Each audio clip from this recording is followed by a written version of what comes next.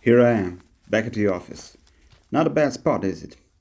I make wooden spoons for a living. Yeah, I must be crazy.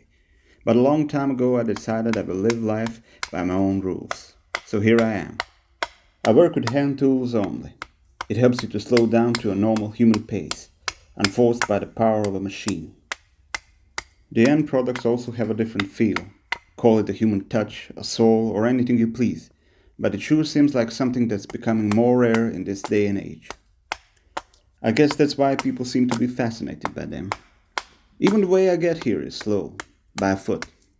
I walked here for an hour and a half. I enjoy walking in the woods. It's higher up on the mountain, away from it all. It's easy to focus on work here.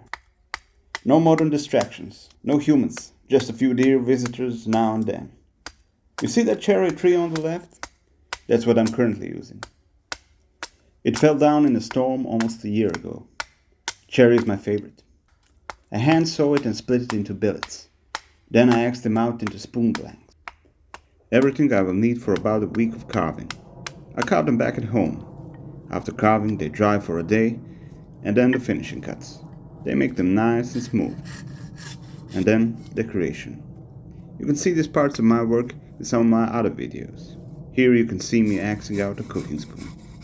This has pretty much been the rhythm of my work life for years now, continuously evolving to make it easier on my body, faster, and with hopefully nicer end results. Autumn is here and winter is approaching. It's getting colder, wetter, and days are getting shorter. This season dictates a faster pace of work. No time to be wasted. When you work like this, you need to adapt to the rhythm of nature. You can't force your will, or you will soon be broken. Forest is a tough teacher.